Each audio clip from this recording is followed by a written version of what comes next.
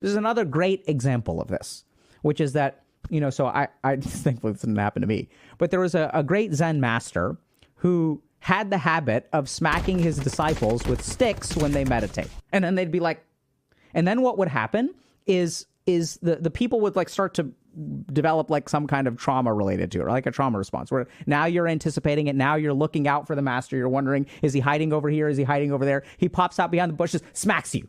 You're asleep. He smacks you. So he's been doing this for 30 years. He's been catching disciples. His like sneak attack bonus is super huge. His hide in shadows and his move silently are like through the roof, right? Because he's like one of these ninjas and masters. And so he's smacking you so much all the time. And then something happens. You start to prepare yourself. You tighten yourself up during meditation. You're waiting for it. You're ready for it. And then he doesn't do anything. 5 days go by. Hasn't smacked you. You're like, oh, whew, maybe he's done. Smacks you just when you let your guard down. And so then eventually what happens is the disciples learn one thing. The first is that smack isn't that bad, right? He's not trying to hurt you, actually. He's just trying to fuck with you. And so eventually what you discover, you come to one really amazing understanding. Look, the master is just going to do this occasionally. Some days it'll be more, some days it'll be less.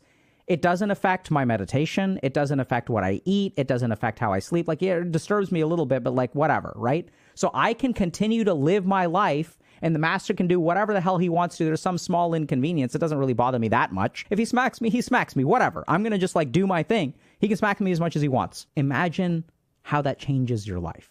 So you learn some degree of surrender. You learn, hey, sometimes shit happens. I am not going to let the things that life sends my way disturb me. I'm going to keep my eye on the prize. And I'm going to let him do whatever he wants to. I don't really care. When that person leaves the monastery and bad stuff happens to them, they don't crumble.